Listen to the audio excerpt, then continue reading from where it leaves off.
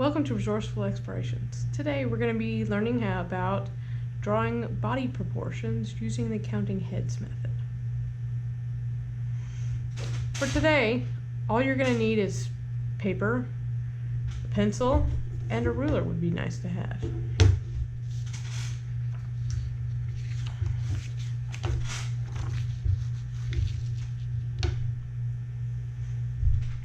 This drawing method is a little bit different than just traditional drawing.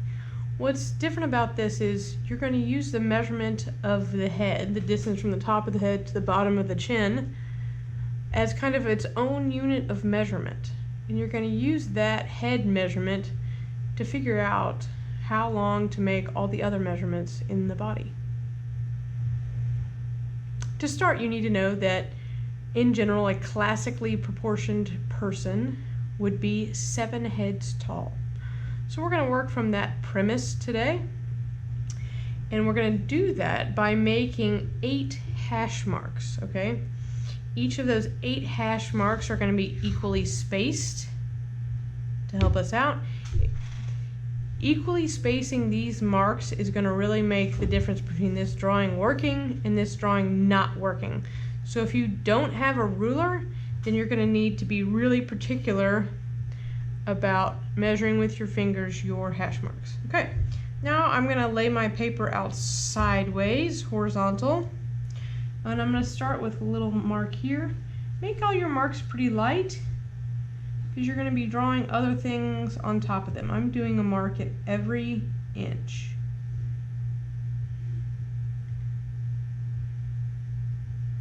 Okay, 8 hash marks, 8 inches.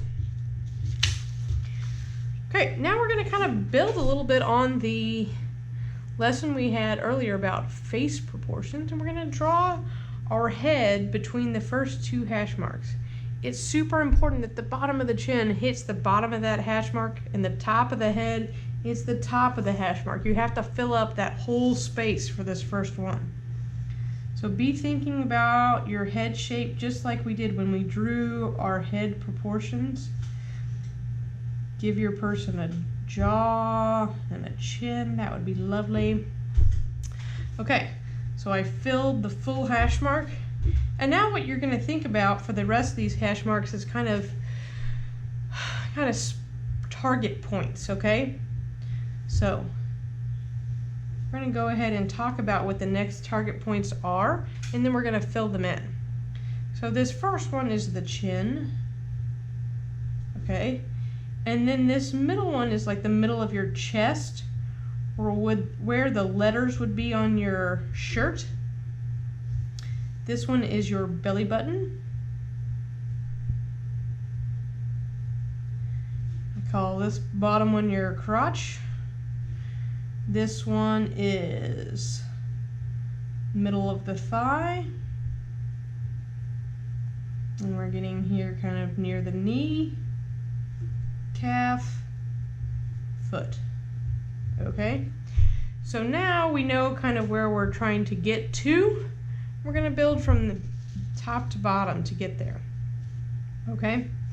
So now from here I'm going to make my neck. Usually it tapers out some. Remember, it's about half the width of the head. Okay, and then I'm going to do shoulders. Now, a lot of the times, especially if you're doing a male person or a broad-shouldered person like me, I am 2 heads wide across the shoulders like this. Okay. One of the common errors here, however, is to make the shoulders like this, a big cube. Nobody has shoulders like that. Most of the time, people's shoulders are going to taper down like this. Okay, so taper down a little bit. And now if you're going to draw your own self, this would be where you would, like I said, write the text of your shirt. Would go right here. This is your belly button.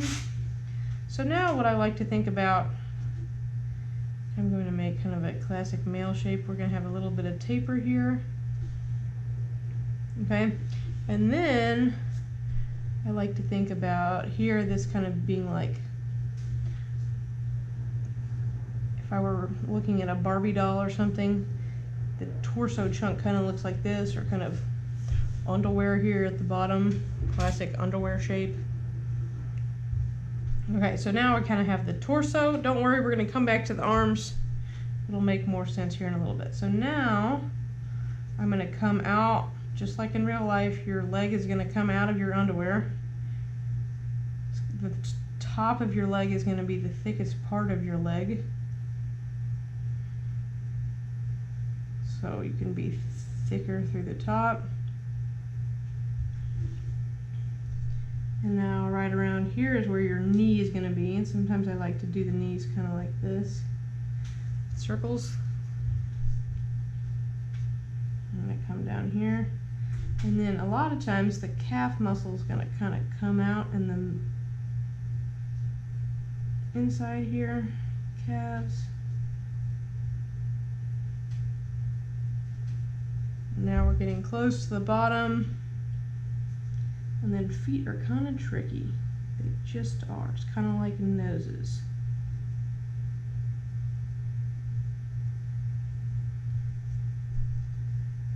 Come out here. You can either make both of your feet going out, or you can make them both going the same direction. Either of those work. Okay, now I'm going to go back and work on the arms. So coming out from here. Now here's the crazy thing. Your fingertips are going to end up in the middle of your thigh, like here, which seems really long. But when you think about it, you have your thumb in here too. So I always like, for the hand, I like to think about drawing kind of a mitten. Really important to get that thumb. And then your fingertip end up here in the middle. Same thing over here on the other side. Arms, thumb, fingers. Sheesh, I made the arm way out high. Okay, now my person does not have any clothes on, which makes it awkward. So if you add some clothes, it helps. So step one, collar really helps. Step two, into the shirt. So if it's a short sleeve shirt, can come here, round those shoulders, try to get that robot part kind of out of there. Got a little cuff, you can add that. The other thing that makes it look more realistic is if you do a little bit on a curve. Now if you had a long sleeve shirt, obviously they would end down here. Now let's think about this. We need to end our shirt.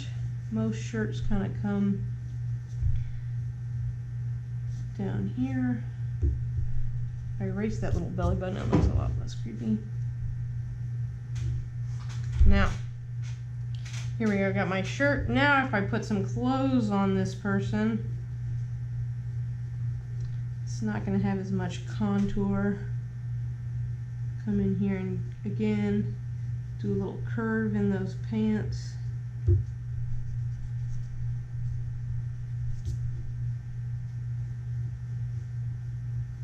Now of course if your person is wearing shorts, that would be a little bit different. Get rid of those knee circles. That makes it a little bit better. Sometimes I like to make the little zipper pouch right there.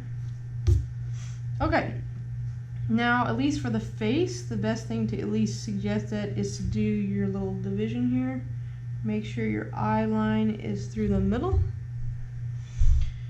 If you want to kind of dress it up, you can, next thing that'll make it look better is a little ear, right? You could go ahead and do all your dividing lines.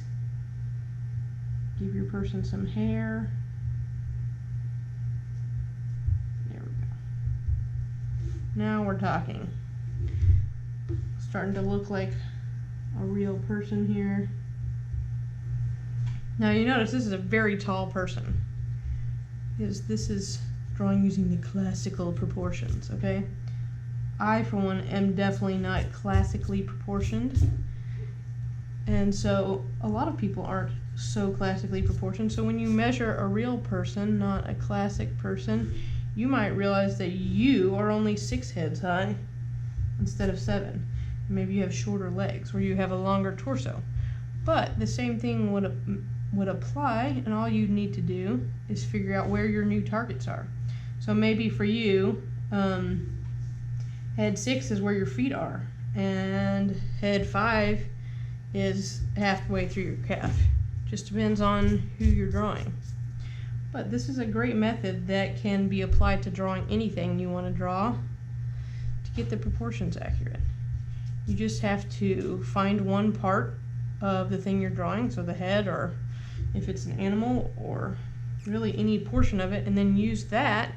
So if I'm drawing, I'll measure it here, and I'll put my thumb out like this, and it sideways like this. Close one eye, keep my elbow straight, and then I can, so say I'm drawing maybe a tiger, measure its head, and then I can go, okay, well, its head is this wide, and then I can measure and say maybe the tiger is 6 heads wide, okay? So that's why this is a really useful method, especially if you're doing life drawing out in the real world where you don't have time to have a ruler and measure and your subject isn't really still. This is a great way to get your proportions accurate when you're drawing. There we go. I hope you enjoyed learning about body proportion drawing today using the counting heads method. It is a really handy trick anytime you're trying to draw things proportionately.